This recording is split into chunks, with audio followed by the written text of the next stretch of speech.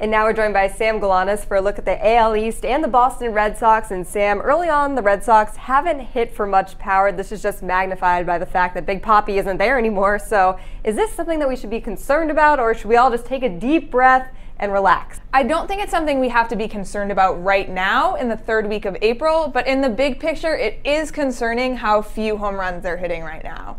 There are a few factors that go into that. The Red Sox best hitters started off with the flu this season. They've been in Boston, they've been in Detroit, so cold weather, that makes it harder to hit for power. I think by maybe mid-May, if we're still seeing the same thing, that's when the Red Sox can start to panic. Okay, over on the mound, Chris Sale, the biggest offseason acquisition for the Sox. What do you make of him so far and what we've seen of him?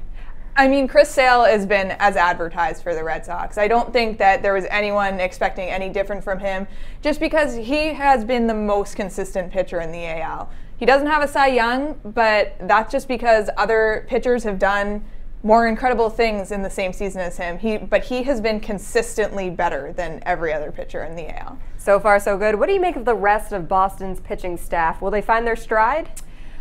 It's tough to say with someone like Steven Wright, who's a knuckleballer, or for Eduardo Rodriguez, who doesn't have the most MLB experience.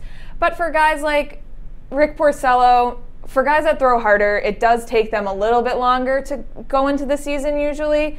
It might be a concern with David Price when he comes back, because if he's coming back late May, it might take him to mid-June to really settle in. So we'll see for those. Okay, well, I know we're still young in the season. It's only been 3 weeks, but for you, what is the biggest surprise so far in the AL East?